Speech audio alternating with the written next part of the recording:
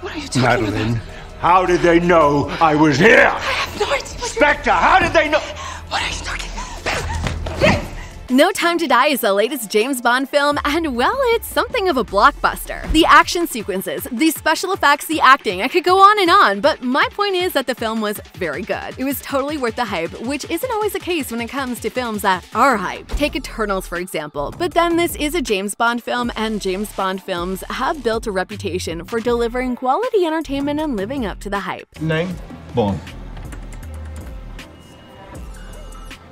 James Bond. So, in No Time to Die, the major focus was on Daniel Craig, who plays James Bond. This makes so much sense because, after all, he is the major character and all that stuff, so he deserves all the attention that he's getting. But one character that I don't think that gets enough recognition is Paloma, which is played by the actress Ana de Armas. Ana de Armas played the role to perfection. It feels like the role was specifically written for her and her alone because she was just so good at it. She totally ate it up and didn't even leave any crumbs. Paloma is a CIA agent that James Bond meets in Cuba. Don't get me wrong, I know that some people have been complimenting Ana de Armas and saying that she did an awesome job, but I don't think that is even still enough. If you have seen the film, then I'm pretty sure that you will agree with me. I mean, sure, she had a small role, but her limited time on screen was pretty good. In fact, she was one of my favorite characters. So in today's video, I will be talking about Ana de Armas' character, Paloma, and how much of a badass she is. Stick with me until the end, and don't worry about spoilers because I will try my best to avoid them. Don't you think we ought to get to know each other just a little bit before we, No.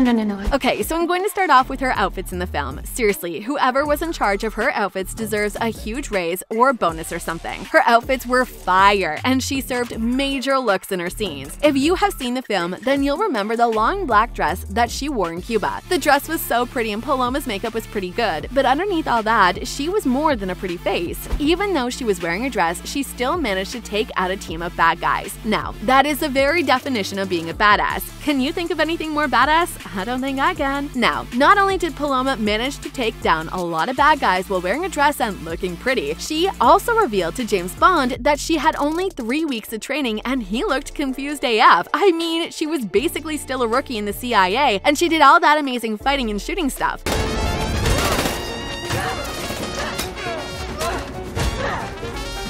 Now, imagine what will happen in 5 or 10 years down the road when she's had more experience. She's pretty much going to be unstoppable, and bad guys are going to be shivering when they hear her name. She'll be like the John Wick of law enforcement. In fact, I think that Paloma deserves her own spin-off film. I think that it would be pretty interesting to see her backstory and learn where on earth she learned to fight so well. I am especially interested in seeing as much of her as possible because it wasn't every day that we get to see a female film character that are strong and as badass as Paloma. She isn't the type of girl that will sit around and wait for Prince Charming, or in this case, James Bond, to come and save her. Not only will she save herself, but she will also help James Bond to take down all the bad guys. If there's one thing that I respect, it's a strong and independent woman who knows how to take care of herself. But one thing I don't really like is the fact that Paloma didn't get enough screen time. Paloma?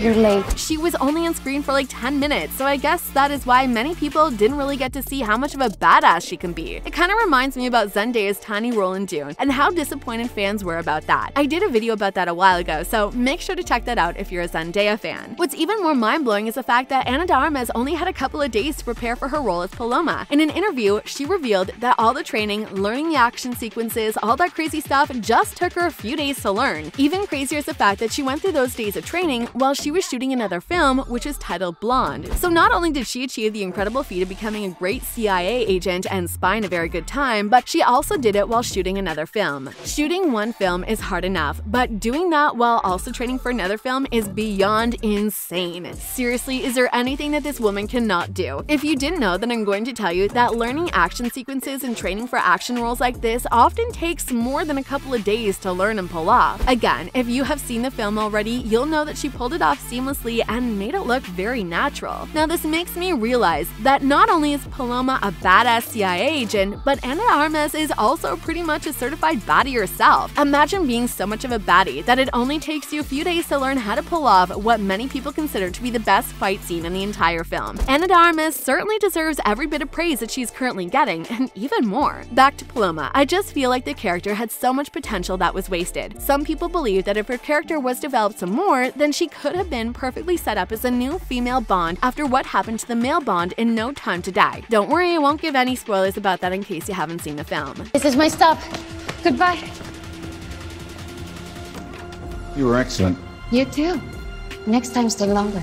Even worse, there was zero talks about Ana de Armas to star in the upcoming James Bond films, and I think that this is such a shame and a waste because Ana is a certified baddie herself. For people who don't know, Ana is in the talks in the upcoming John Wick spin-off film Ballerina, which is going to be an action film in itself. I really hope that the producers are just keeping things low-key for now and that we're going to see Paloma in future James Bond films. I also find it crazy that Paloma was supposed to have an even smaller role in No Time to Die. Yeah, you heard me right. Going by the fact that she already had a pretty short screen time of 10 tiny minutes on No Time to Die, I wonder how long she was originally supposed to appear for. 2 minutes? 5 minutes? A brief cameo? I have no idea. But what I do know is that the decision to extend her screen time was a last-minute change on the part of the scriptwriters and the directors. This was a pretty good call on their part because you can imagine what the film would have been like without her 10 minutes on screen. That means that we would have been cheated out of the super badass fight scene in Cuba, and honestly, the thought about that makes me sick to my stomach. That fight scene is for sure one of the best in the entire film, and I'm glad we got to see it. Anyways, I'm still going to hold out hope that we're going to see Paloma again in the James Bond franchise and that she gets a bigger role because she is now my new favorite James Bond badass. So now I want to know what you guys think about Paloma. Do you agree with me that she is for sure the most badass female character in No Time to Die? What do you think about her outfits? Go ahead and drop your opinions in the comments below. Please give this video a like if you enjoyed it. Also, please subscribe to my channel and turn on notifications so you always get updated whenever I post new videos. So, this is it. This is it.